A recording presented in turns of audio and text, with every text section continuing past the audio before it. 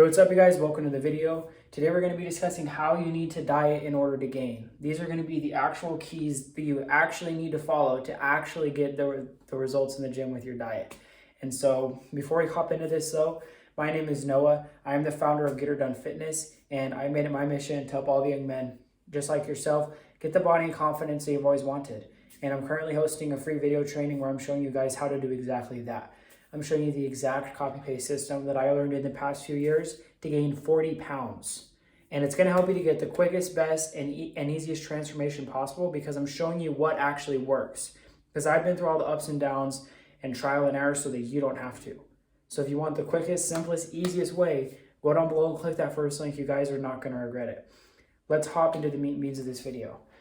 Today we're going to be discussing how you need to diet in order to gain. This is how you need to be eating in order to gain muscle. So along with diet, in order to gain, you have to be training appropriately in the gym. But I've covered that in other videos you can find up here in the banner. So as long as your training is on point and your recovery is on point and your diet is on point, you are going to gain. And if you're not, then one of them is not on point. But this is how you make sure that your diet is dialed in so that you do not miss out on these gains, okay? The very first, number one, most important thing with your diet in order to gain is going to be your calories, okay?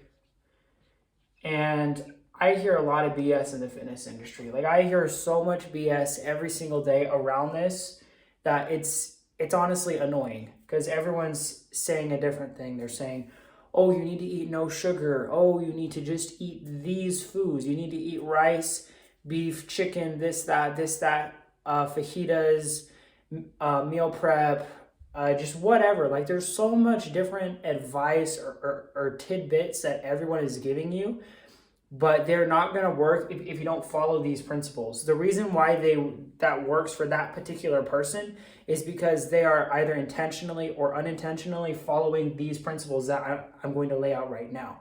So in other words, you can still do it that way, how they're recommending that you do it, but you can do it that way or however you want as long as you follow these principles. And so this is going to make it super simple. So you don't even have to follow like a specific plan that works for someone else. You can make your own plan that works for you, and it's going to work as long as it follows these principles. So let's get into this, okay? The number one thing is going to be your calories, okay? You have to be consuming more than you are burning. And so this is going to mean that you're going to be in a caloric surplus. And the reason why you need to be in a caloric surplus is because when you are consuming more calories than you are burning, those extra calories have to go somewhere. And so this is Bob, okay? And Bob burns, and this is different for everyone, so you need to find what exactly works for you. But let's say that Bob's caloric maintenance, so how much he needs to eat in order to maintain the current weight that he's at, say that his caloric maintenance is 2,500 calories. And I'd say that's pretty common for like the average male specimen, right? 2,500 calories, okay? And so if he eats 2,500 calories, he's not going to gain or lose any weight. He's going to stay the exact same. But then if he eats, so let's say that he's eating 3,000 calories, that extra 500 has to go somewhere. That extra 500, I'm going to tell you exactly what's going to happen to it if he's training right and doing everything else right. That extra 500 is going to go towards his muscle and his gains. Okay, that extra 500 is going to be burned in building the muscle. That extra 500 is going to be used to put on the muscle, okay? And so, in other words, a very good example that I like to use is like the construction equipment example. So imagine you have this piece of construction equipment, and we're going to have to use this example throughout the whole presentation. And so I'm just going to keep it over here. Well, we'll slowly add to it, okay? So this piece of construction equipment, I'm not sure what exactly it is, but it's construction equipment, okay? That piece of construction equipment needs fuel in order to run. So let's say this is the fuel tank. That 500 is going to be the fuel, okay? And that's all we need to know for right now. That caloric surplus, the extra calories that you're consuming on top of your maintenance, is going to be used as the fuel to gain, to build the muscle, okay? And then the next thing is your protein. This is the only macro that you need to worry about. And if you don't know what macronutrients are, I'll tell you here in 1 second. So on a little side note, your macros are your protein, fats, and carbs, okay? Your protein, fats, and carbs. In order for this specific goal of gaining muscle, the only macro that you should be concerned with is your protein. That's literally the only one that you need to care about. Like, these are irrelevant. Your fats and carbs, they can fluctuate however, because they just don't matter for this goal, okay? So your protein and your calories, right? And for your protein, you need to be in 1 gram per pound of body weight, okay? And so this is a super simple rule, and obviously it can fluctuate, right? Like, you could probably get by with 0.8 grams. You could probably get by with 2 grams, like the more the merrier, right? But to make it as simple as possible, as long as you hit greater than or equal to 1 gram per pound of body weight, you should be good. 1 gram per pound of body weight. So if you weigh 150, I don't think you can even see that marker, huh? Let me switch markers. I'm gonna redo this little part. And so let's say you weigh 150 pounds, is gonna mean you need to eat 150 grams of protein, okay? And so all you need to worry about is your calories and your protein, okay? All these other macros, BS, the time that you eat, like when you eat your protein, none of that matters, okay? So I'm gonna put that as a little side note.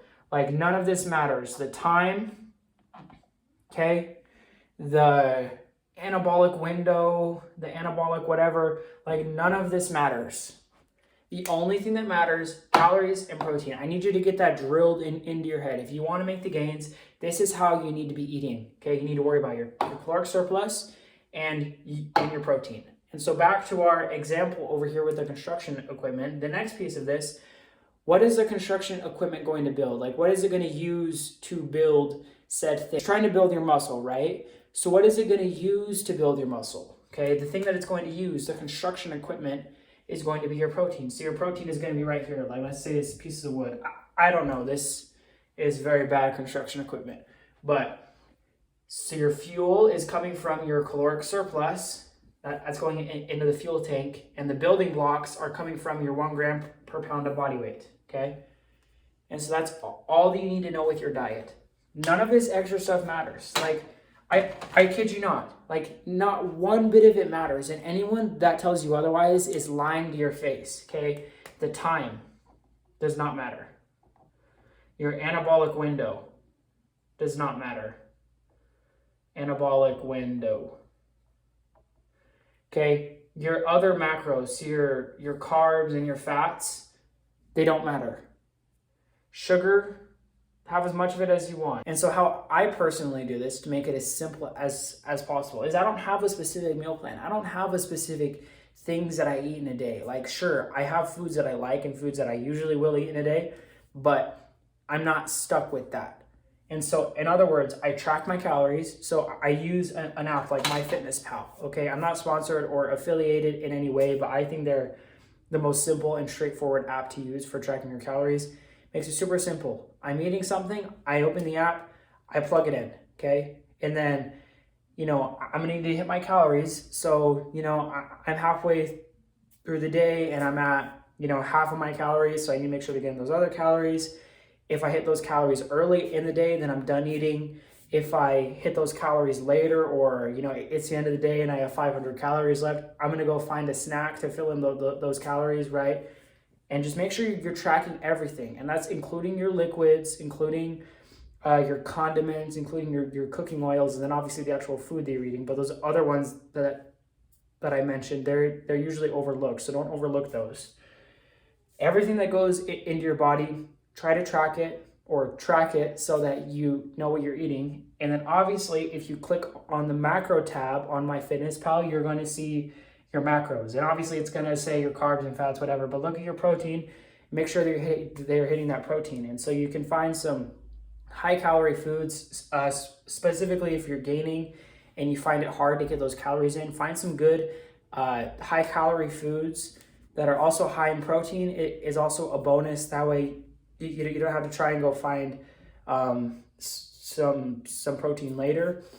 But some good recommendations that I have is going to be milk. Like find a high calorie milk. Like the milk that I drink is literally for 12 ounces is 400 calories.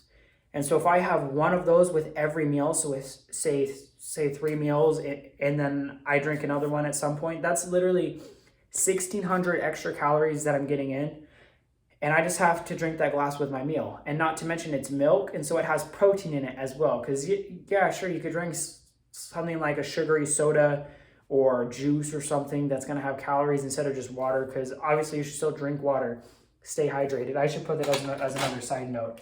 You do want to stay hydrated. Staying hydrated is just going to help you in every way, shape, and form. Don't skip out on your water. But in terms of caloric drinks, I would stick to the ones that are actually going to provide some protein as well. So stuff like milk is going to be a great option if you don't have any aversion to that.